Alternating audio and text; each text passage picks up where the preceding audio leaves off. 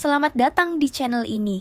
Di sini kita akan membahas cerita menarik, fakta mengejutkan, dan kisah luar biasa yang mungkin belum pernah kamu dengar sebelumnya. Jangan lupa subscribe, like, dan share supaya channel ini bisa terus menghadirkan konten menarik untuk kalian semua. Tanpa berlama-lama lagi, langsung saja kita mulai videonya. Zulkarnain dan tembok Yakjuj Majuj. Misteri tembok yang mustahil dihancurkan. Bayangkan sebuah tembok yang sangat besar, tembok yang tingginya seperti gunung, tembok yang tidak bisa dipanjat, tembok yang tidak bisa dihancurkan, tembok yang dibangun bukan untuk menahan pasukan, tetapi untuk menahan sebuah bangsa yang sangat mengerikan, bangsa yang jumlahnya sangat banyak, bangsa yang akan keluar di akhir zaman, bangsa yang disebut dalam banyak riwayat, Yakjuj dan Makjuj. Namun pertanyaannya adalah, siapa yang mampu membangun tembok sebesar itu? Siapa yang memiliki kekuatan dan ilmu untuk membuatnya?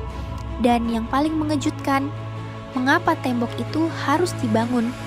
Untuk menjawab pertanyaan ini, kita harus kembali ribuan tahun ke masa lalu, ke masa ketika seorang raja besar berjalan menjelajahi bumi.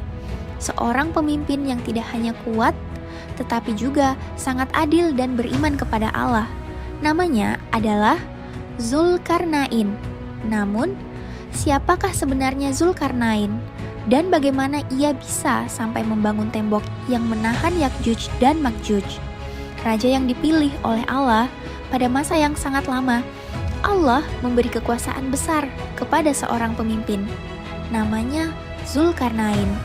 Al-Quran menjelaskan bahwa Allah memberikan kepadanya kekuasaan di bumi dan memberinya jalan untuk mencapai berbagai tempat.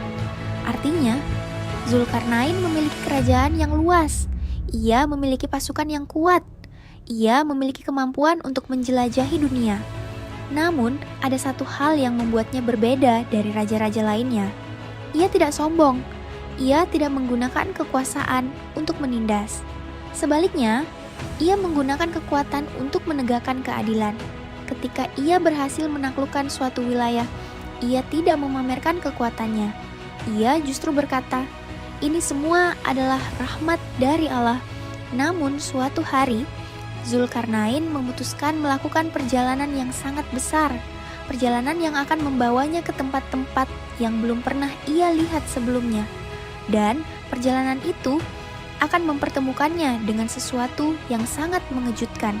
Perjalanan menuju ujung barat pasukan Zulkarnain memulai perjalanan panjang. Mereka berjalan melewati padang pasir yang luas. Angin gurun berhembus membawa pasir yang berkilau di bawah cahaya matahari. Hari demi hari berlalu. Kadang mereka melewati lembah yang dalam. Kadang mereka mendaki gunung yang tinggi. Kadang mereka berjalan di dataran yang seolah tidak memiliki ujung. Perjalanan itu sangat panjang, namun akhirnya mereka sampai di sebuah tempat yang luar biasa.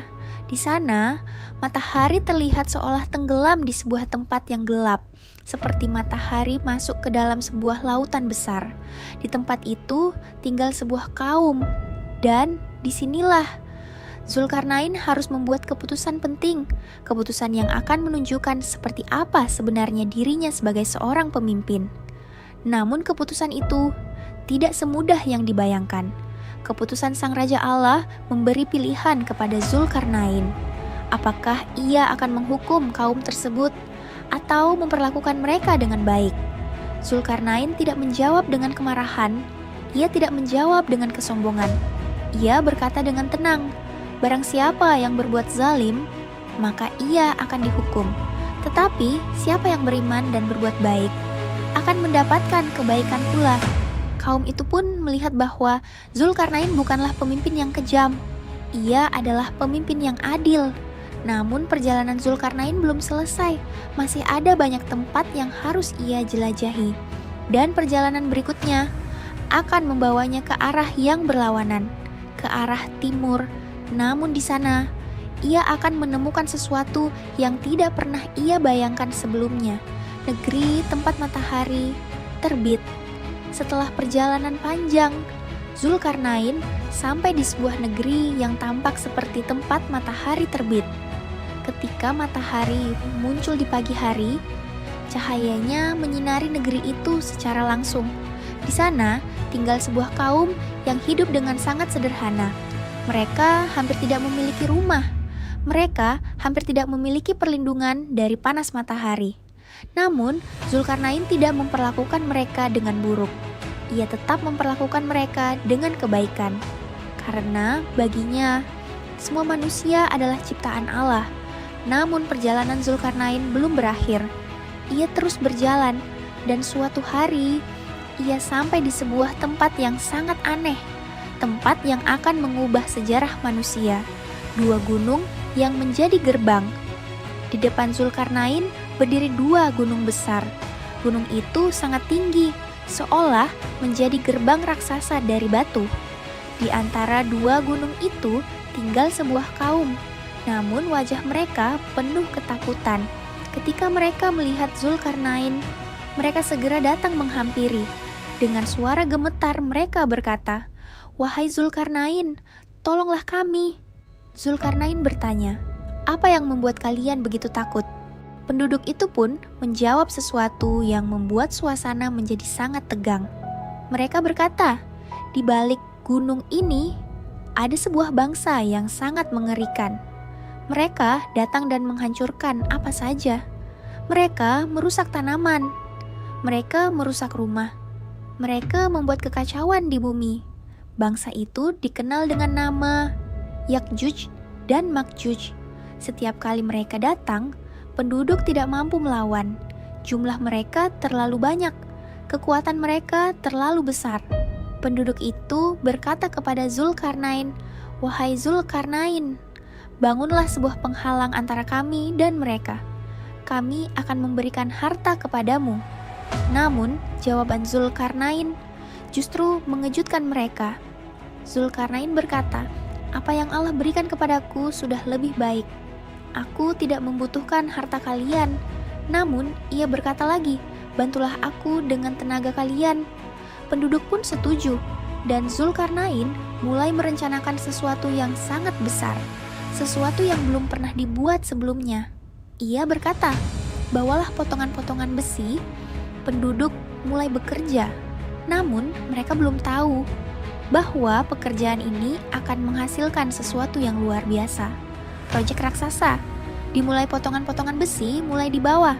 Besi itu disusun di antara dua gunung. Sedikit demi sedikit, celah di antara gunung mulai tertutup. Namun, Zulkarnain belum selesai. Ia berkata, "Nyalakan api." Api besar pun dinyalakan. Besi itu dipanaskan hingga merah membara. Namun yang terjadi setelah itu akan membuat tembok ini menjadi hampir mustahil dihancurkan. Setelah tembok itu selesai, Zulkarnain tidak berkata, "Aku yang membuat ini." Ia justru berkata, "Ini adalah rahmat dari Allah." Namun ia juga berkata sesuatu yang membuat semua orang terdiam. Ia berkata, "Ketika janji Allah datang, tembok ini akan hancur." Penduduk pun terkejut. Bagaimana mungkin tembok sekuat ini bisa hancur? Namun yang akan terjadi di masa depan jauh lebih mengejutkan. Dalam hadits Nabi Muhammad Shallallahu Alaihi Wasallam dijelaskan, suatu hari nanti tembok ini akan terbuka. Yakjuj dan Makjuj akan keluar. Jumlah mereka sangat banyak. Mereka akan menyebar ke seluruh bumi. Manusia akan sangat ketakutan. Namun pada akhirnya Allah sendiri yang akan menghancurkan mereka. Pelajaran besar dari kisah ini, kisah Zulkarnain, bukan hanya tentang tembok. Kisah ini tentang seorang pemimpin yang menggunakan kekuatannya untuk kebaikan. Zulkarnain adalah raja yang kuat, namun ia tetap rendah hati. Ia tidak pernah lupa bahwa semua kekuatan berasal dari Allah. Tembok itu masih ada hingga waktu yang Allah tentukan tiba. Dan ketika saat itu datang, Yakjuj dan Makjuj akan keluar. Namun satu hal yang pasti, tidak ada kekuatan di dunia yang lebih besar dari kekuatan Allah. Dan itulah pelajaran terbesar dari kisah Zulkarnain. Terima kasih sudah menonton sampai akhir. Jika kalian suka video ini, jangan lupa klik like, subscribe, dan aktifkan lonceng notifikasi. Tulis juga pendapat kalian di kolom komentar. Semoga nilai kisah ini memberi kesan dan pelajaran berarti untuk kita semua. Sampai bertemu di kisah-kisah selanjutnya.